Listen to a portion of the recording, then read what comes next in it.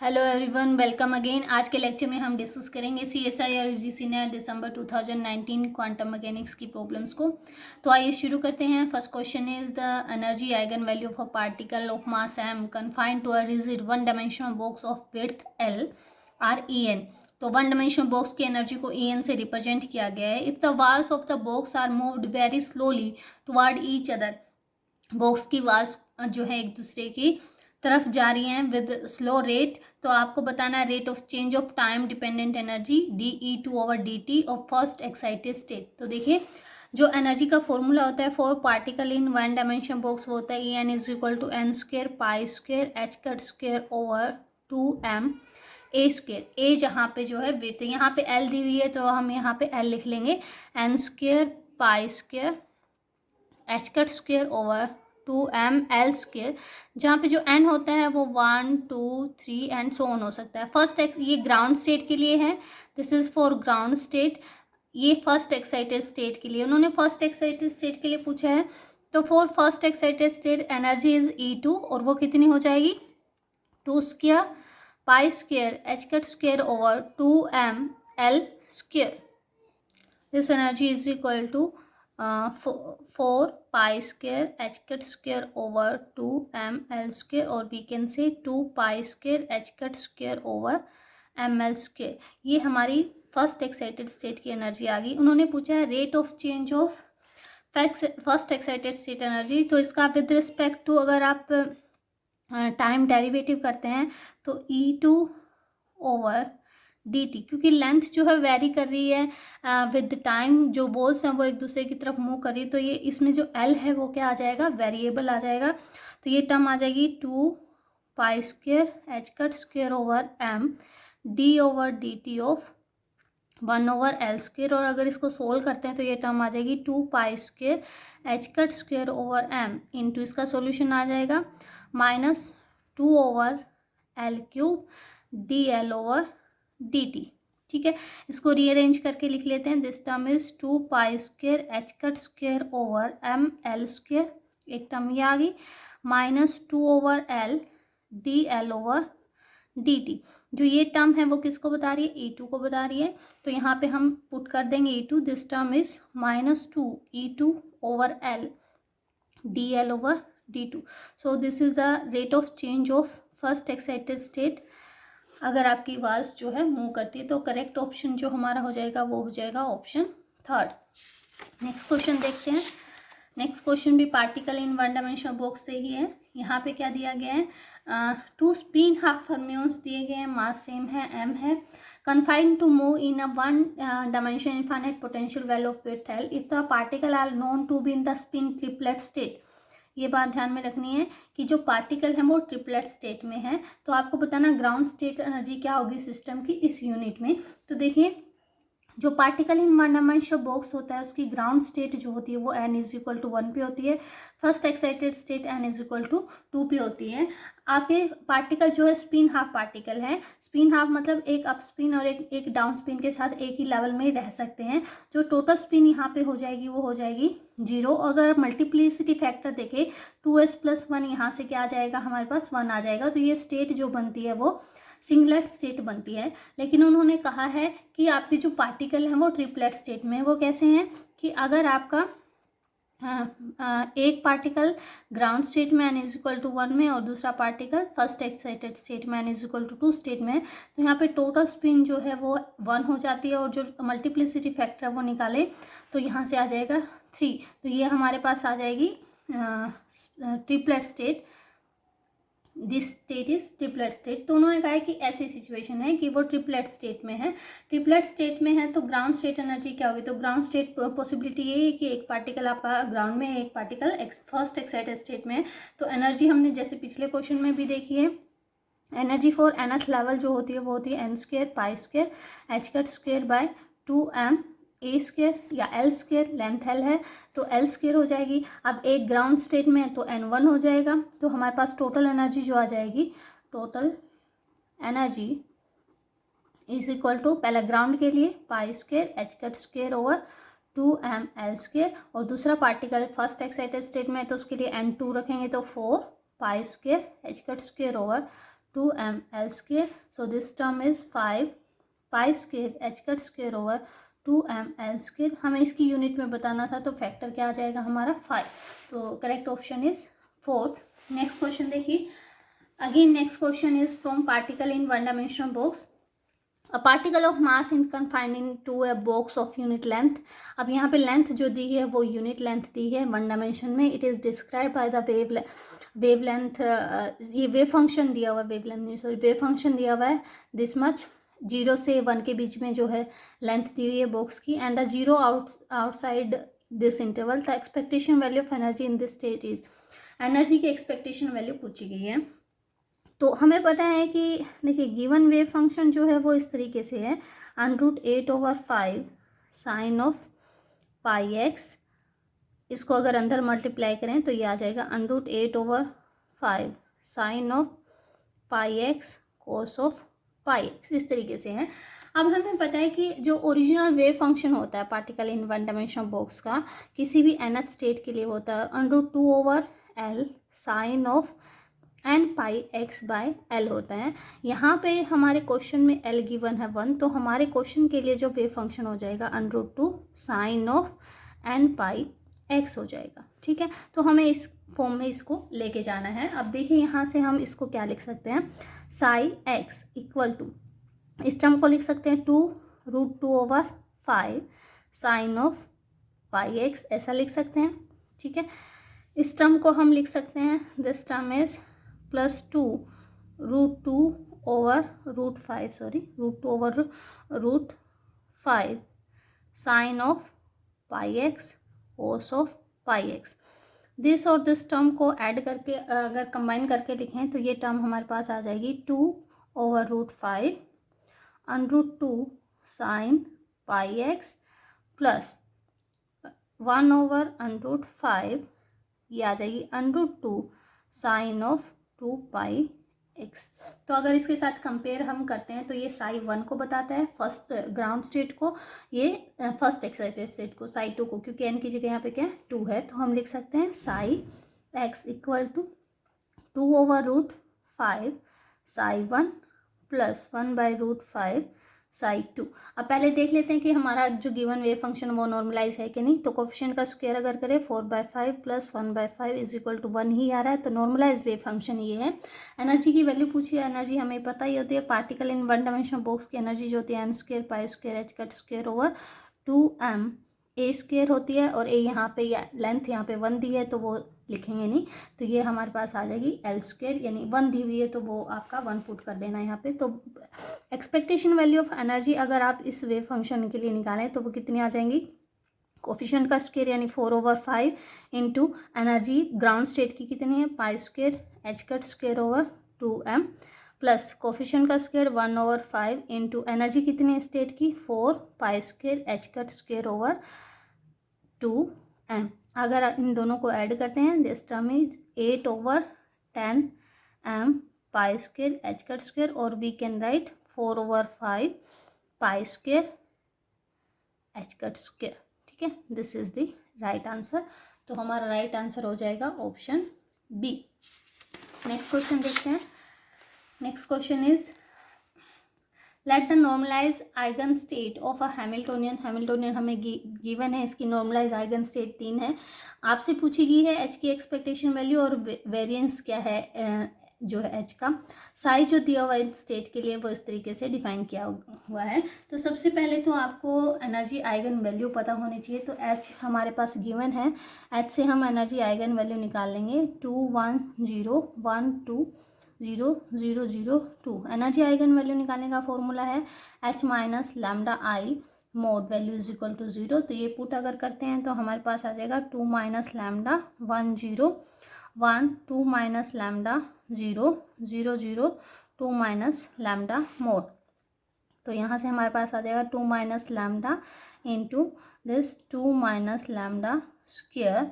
यहाँ से -1 ये छोड़ दिया, 2 minus lambda is equal to 0. यहाँ से 2 माइनस लैम्डा को बाहर ले लीजिए, इसको अंदर मल्टीप्लाई करेंगे तो ये टर्म आ जाएगी lambda square plus 4 minus 4 lambda -1 is equal to 0. और we can say 2 minus lambda into lambda square -4 lambda plus 3 is equal to 0।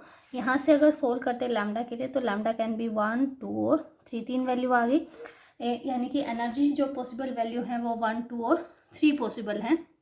अब हमें इन एनर्जी के कॉरस्पॉन्डिंग वेव फंक्शन भी निकालना है, बट इस क्वेश्चन में वेव फंक्शन निकालने की जरूरत नहीं, क्योंकि देखिए एनर्जी के कॉरस्पॉन्डिंग हमें ये नहीं पता कि कौन सी स्टेट कौन सी एनर्जी को बता रही है, बट इस क्वेश्चन में नहीं है जरूरत, क्योंकि इस क्वेश्चन को अगर आप वेव फंक्शन को नॉर्मलाइज अगर करते हैं यहाँ पे तो साई देखिए क्या आ जाता है, साई गिवन है हमारे पास psi 1 plus psi 2 minus iota psi 3, ठीक है। अब यहाँ पे इसको नॉर्मलाइज अगर करें तो फैक्टर क्या आ जाएंगे, ए स्क्वायर से मल्टीप्लाई कर दो इसको, ए यहाँ ए और यहाँ ए, तो a square plus a square should be equal to 1, तो यहाँ से ए की वैल्यू आ जाएगी 1/√3। तो हमारा नॉर्मलाइज वेव फंक्शन जो बन गया वो बन गया 1/√3 साई 1 प्लस 1/√3 साई 2 माइनस आयटा/√3 साई 3। तो तीनों के ही आगे जो कोफिशिएंट है 1/√3 हैं, तो इसमें प्रोबेबिलिटी इक्वल है, इसलिए एनर्जी किसी की एनर्जी को किसी के साथ मल्टीप्लाई कर देंगे, कोई फर्क नहीं पड़ेगा। तो जो एक्सपेक्टेशन वैल्यू है एच की क्या आ जाएगी, कोफिशिएंट का स्क्वायर यानी 1/√3 का स्क्वायर इंटू एनर्जी 1 कर दिया, प्लस इसका स्क्वायर 1/√3 का square into energy, second energy value is 2, plus इसका स्क्वायर यानी ये आ जाएगा आयटा/√3 इंटू माइनस आयटा/√3 और ये आ जाएगा 3। तो ये टोटल टर्म हमारे पास आ जाएगी 1/3 2/3 प्लस 3/3, दिस टर्म इज 6/3 और वी कैन से 2। तो एक्सपेक्टेशन वैल्यू ऑफ एच हमारे पास आ जाएगी 2। सिमिलर मैनर में उन्होंने पूछा है what is the value of variance. Variance की जो वैल्यू होती है वो होती है expectation of H square minus expectation of H का स्क्वायर। तो पहले हमें ये निकालना पड़ेगा, ये भी सिमिलर मैनर में ही आपको निकालना है। एच स्क्वायर करेंगे तो एनर्जी का स्क्वायर हो जाएगा, कोफिशिएंट का स्क्वायर यानी 1/√3 का स्क्वायर, कोफिशिएंट का स्क्वायर एनर्जी का स्क्वायर इंटू में प्लस 1/√3 का स्क्वायर इंटू में 2 का स्क्वायर हो जाएगा, प्लस 1/√3 अगेन आयटा/√3 का स्क्वायर इंटू में 3 का स्क्वायर। तो ये टर्म हमारे पास आ जाएगी 1/3 प्लस 4/3 प्लस 9/3। और अगर आप इसको सोल्व करते हैं दिस टर्म इज 14/3। आपको ये सोल्व करना है तो वेरिएंस हमारे पास आ जाएगा, variance value of variance is 14/3 minus H का स्क्वायर यानी 2 का square. So this term is 14/3 minus 4। अगर आप इसको सोल्व करें दिस टर्म इज 2/3। तो वेरिएंस 2/3 आ रहा है और एच की एक्सपेक्टेशन वैल्यू 2 आ रही है, तो करेक्ट ऑप्शन हमारा हो जाएगा option number C. Next question देखते हैं, fifth question is the normalize wave function. Normalize wave function दिया हुआ है 3 डायमेंशन में, psi is equal to N z, ये दिया हुआ है psi x y z is equal to दिया हुआ है N z e raised to minus a x square plus y square plus z square दिया हुआ है। हमसे पूछा गया है कि जो ऑपरेटर है एल स्क्वायर और एल जेड की जो आइगन वैल्यू है वो क्या होगी। तो देखिए एल स्क्वायर को अगर किसी ऑपरेटर साई के ऊपर ऑपरेट करवाते हैं तो वैल्यू आती है L into L plus 1 H cut square Sai, ये वैल्यू देता है। और अगर आप एल जेड को ऑपरेट करवाते हैं तो वैल्यू आती है एम एच कट साई। तो हमें यहाँ पे क्वेश्चन में पता होना चाहिए what is the value of L और what is the value of M. तो वो देखने के लिए आपको इसको जो है यहाँ पे कार्टेशियन कोऑर्डिनेट में दिया हुआ है, इससे आपको किस में कन्वर्ट करना है, स्फेरिकल कोऑर्डिनेट में। तो स्फेरिकल कोऑर्डिनेट में वेव फंक्शन को अगर कन्वर्ट कर रहे हैं साई आर क्या आ जाएगा हमारे पास, n z is r cos of theta होता है ई रेज़ पर माइनस ए और ये हो जाएगा आर स्क्वायर। तो यहाँ पे आपको ध्यान रखना है आर की पावर जो होती हैं वो n-1 होती है। यहाँ से आपको पता चलता है कि n की क्या वैल्यू दी हुई होती है। थीटा की मैक्सिमम पावर जो होती है, मैक्सिमम पावर ऑफ थीटा आपको बताता है वो वैल्यू एल की बताता है। E raised to power iota M phi जहाँ पे अगर कोफिशिएंट है तो वो किसकी बताएगा, एम की वैल्यू को बताएगा। अगर यहाँ पे इस कंपेयर करते हैं तो ये देखिए आर की जो वैल्यू है पावर है वो 1 है, इसका मतलब एन की वैल्यू क्या है यहाँ पे इस क्वेश्चन में, एन की वैल्यू हो जाएगी 2। थीटा की पावर मैक्सिमम 1 है तो एल की वैल्यू क्या हो जाएगी 1 हो जाएगी। यहाँ ई रेज़्ड पावर आयटा की कोई पावर नहीं है तो इसका मतलब एम की वैल्यू क्या हो जाएगी 0। अगर ये वैल्यू यहाँ पे पुट करते हैं तो एल स्क्वायर की जो एक्सपेक्टेशन वैल्यू है साई के ऊपर ऑपरेट करें तो 1 प्लस 1 यानी कि 2 एच कट स्क्वायर आ जाएगी। और एल जेड की जो वैल्यू आ जाएगी वो एम की वैल्यू 0 है तो वो 0 एच कट स्क्वायर 0 आ जाएगी। तो करेक्ट ऑप्शन हमारा हो जाएगा option number C. Next question भी इसी हाइड्रोजन एटम की प्रॉब्लम पे ही बेस्ड है। तो वहाँ पे उन्होंने दे दिया है the wave function of a particle of mass m constant to move on a circle of unit radius centred at the origin in X Y plane in the describe by psi X दे रखा है उन्होंने। Sai x इस तरीके से define है, psi x equal to a cos square phi where phi is the azimuthal angle, all the possible outcome measurement of z component of angular similar manner में L Z की मेजरमेंट की गई है साई के ऊपर, और हमें पता है कि एल जेड की मेजरमेंट में हमें एम एच कट मिलता है आंसर। तो आपको इसमें m की वैल्यू पता होनी चाहिए। अगेन आपकी m की वैल्यू किस टर्म से पता चलती है, जैसे कि पिछले क्वेश्चन में हमने डिस्कस किया e raise to power eta m5 हमें बताता है कि m की वैल्यू कितनी है, तो इसको e raise to power eta में ले जाइए। तो हमारे पास कोस ऑफ फाइव का फॉर्मूला होता है e raise to power eta 5 plus e raise to power minus eta 5/2। हमारे पास जो वेव फंक्शन है वो रिड्यूस हो जाएगा a e raise to power eta 5 plus e raise to power minus eta 5/2 का स्क्वायर। तो ये टर्म आ जाएगी a/4 into e raise to power 2 eta 5 plus e raise to power minus 2 eta 5 plus 2 e raise to power यहाँ से 0 iota 5, ये आ जाएगा हमारे पास। तो यहाँ से देखिए एल की जो पॉसिबल वैल्यू है, यहाँ पे एल एम की वैल्यू है इट कैन बी 2, यहाँ पे एम की वैल्यू है एम कैन बी -2 और यहाँ पे एम की वैल्यू है 0। तो एम की जो पॉसिबल वैल्यू है वो +-2 और 0 होती हैं। तो इसी सिमिलर मैनर में एल जेड की जो मेजरमेंट होंगी वो क्या हो सकती हैं, +-2 और 0। तो option D is the correct answer. Next question देखिए। Next question is the Hamiltonian of two interacting particle, one with spin 1 and other with, दो पार्टिकल दिए हुए हैं, एक स्पिन 1 हाफ के साथ है और दूसरा पार्टिकल जो है स्पिन 1 के साथ है हमारे पास।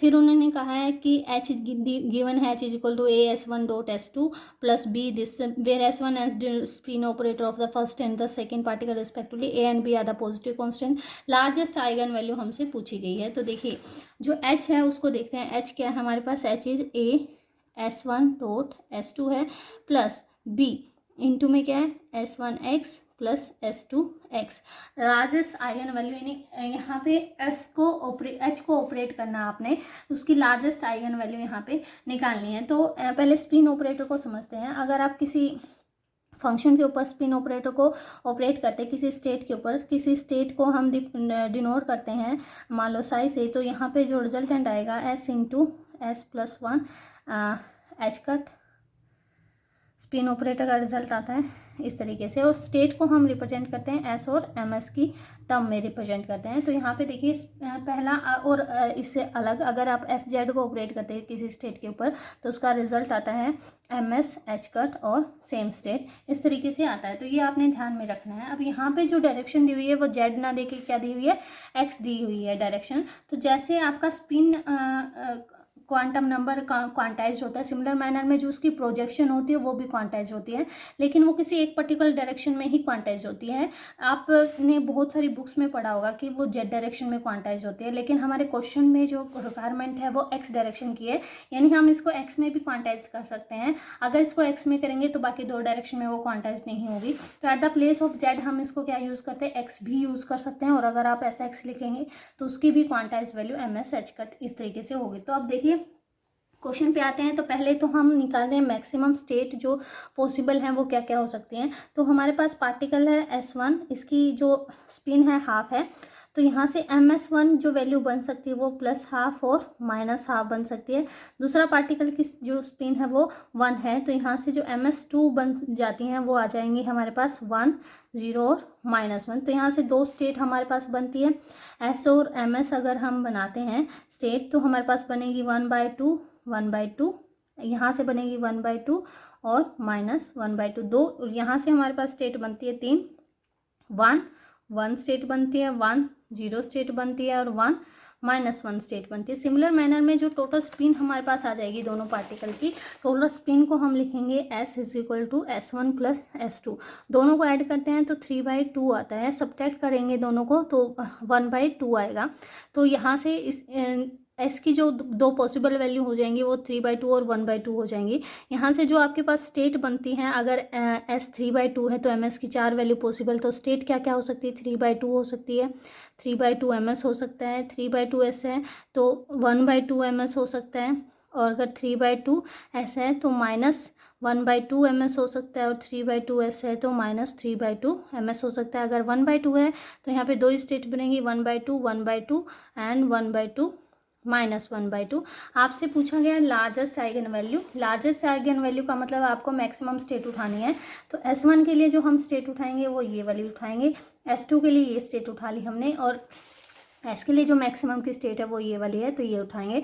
तो पहले देखिए हैमिल्टोनियन आपको गिवन है S is equal to A S1 dot S2 और plus B S1x plus B S2x। तो यहाँ पे इसकी वैल्यू रख दीजिए A। S1 डॉट S2 को आप यहाँ से निकाल सकते, देखिए इस तरीके से निकाल लीजिए, क्योंकि S वेक्टर इक्वल टू क्या आता है S1 square, sorry S1 plus S2 होता है। स्क्वेयरिंग बोथ साइड अगर करें तो S square equal to S1 square plus S2 square plus 2 S1 dot S2 हो जाएगा, और S1 डॉट S2 जो हमारे पास आ जाएगा वो क्या आ जाएगा, S square minus S1 square minus S2 square by 2 आ जाएगा। ये वैल्यू यहाँ पे पुट कर दीजिए, S square minus S1 square minus S2 square over 2 plus B S1x plus B S2x हो जाएगा। अब यहाँ पे वैल्यू निकाल दीजिए A बाय 2। S की क्या एक्सपेक्टेशन वैल्यू होते हैं, S इंटू एस प्लस 1, जैसे कि हमने यहाँ पे लिखा था कि जो S की एक्सपेक्टेशन वैल्यू होते हैं under S into S plus 1, square है तो इसका स्क्वेयर हो जाएगा S into S plus 1 H cut. तो यहाँ पे आ जाएगा S into S plus 1 H cut square minus S1 into S1 plus 1 H cut square minus S2 into S2 plus 1 H cut square और प्लस B। इसकी क्या value होती है, MS1 हो जाएगा एच कट, प्लस इसकी क्या आ जाएगी BMS2। ठीक है, ये वैल्यू पुट कर दीजिए अब उठा के, जो मैक्सिमम वैल्यू यहाँ पे है तो ये आ जाएगी A/2। इसकी मैक्सिमम वैल्यू हमने निकाली है 3/2 है, यहाँ पे लिखा है हमने 3/2, तो ये वैल्यू आ जाएगी।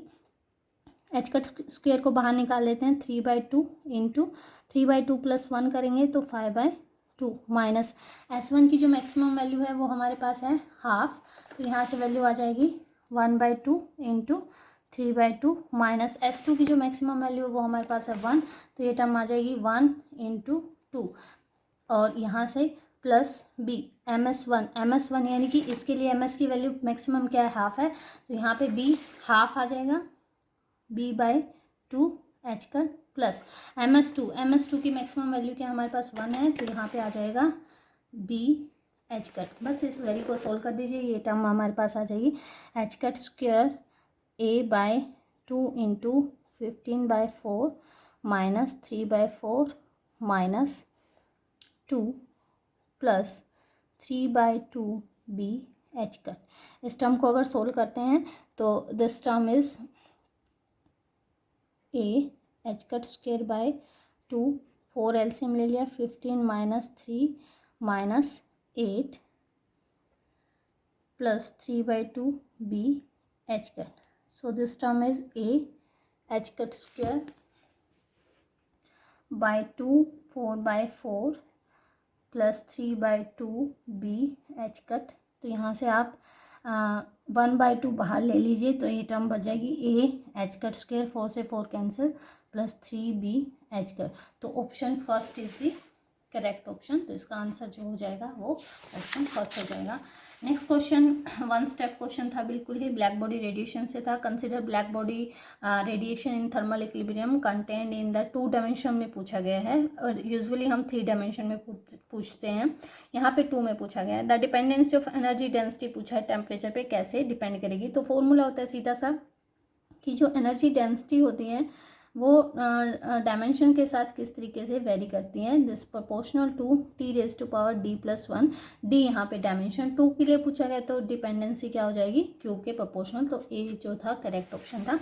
नेक्स्ट क्वेश्चन देखते हैं। नेक्स्ट क्वेश्चन ऑपरेटर पे था। ये इन्होंने कहा है कि हमारे पास मोमेंटम और पोजीशन ऑपरेटर इस तरीके से हैं कि इनका कम्यूटेटिव ब्रैकेट आइटाइज कट आता है।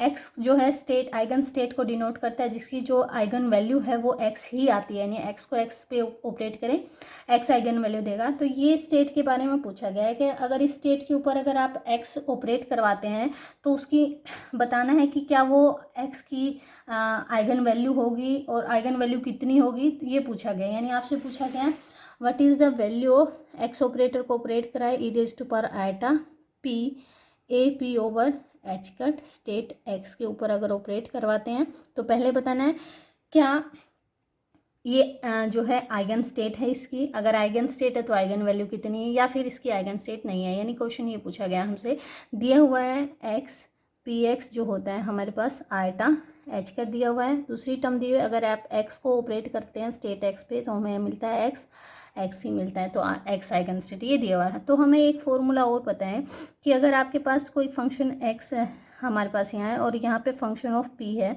अगर इसको सोल्व करें तो ये फॉर्मूला आपका आता है आयटा एच कट करली एफ ओवर करली पी के इक्वल। तो ये फॉर्मूला आपने यहाँ पे लगाना है। तो देखिए कम्यूटेटिव ब्रैकेट हम सोल्व करते हैं, हमें कम्यूटेटिव ब्रैकेट सोल्व करनी, मान लो X e raise to power eta a p over h cut की कम्यूटेटिव ब्रैकेट को सोल्व करना है।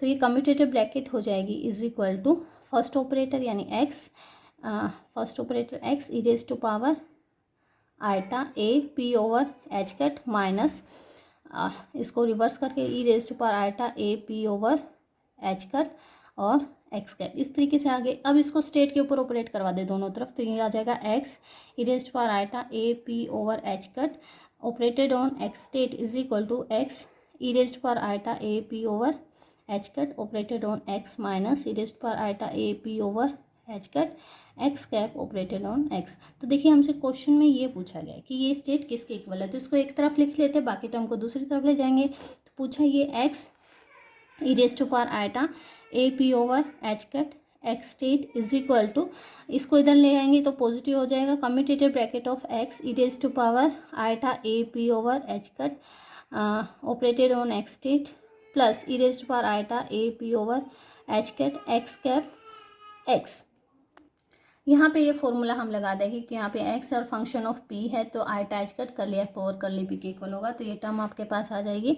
This term is iota h cut curly by curly p of e raise पर iota a p over h cut operated on X plus e raise पर iota a p over h cut, और X को X के ऊपर operate करते हैं तो x ही मिलता है, ये गिवन है, तो ये आ जाएगा एक्स एक्स स्टेट। तो यहाँ से देखिए आयटा एच कट इसको ऑपरेट करवाते हैं तो हमारे पास क्या आ जाएगा iota a over h cut into e raise to power eta a p over h cut state X plus हमारे पास आ जाएगा e raise to power eta a p over h cut x state x. तो यहाँ से देखिए iota iota square h cut से h cut cancel minus a हो जाएगा, और यहाँ से हमारे पास बच जाएगा plus x into e raise to power eta a p over h cut state x. तो इसकी एक्सपेक्टेशन ये इसकी क्या कह सकते हैं आइगन स्टेट है, और एक्सपेक्टेशन जो आइगन वैल्यू यहाँ से आई वो क्या है एक्स माइनस ए आई है आइगन वैल्यू, और ये क्या है इसकी आइगन स्टेट को रिप्रेजेंट करती है। तो ऑप्शन देखिए करेक्ट ऑप्शन क्या हो जाएगा, ऑप्शन सी इज दी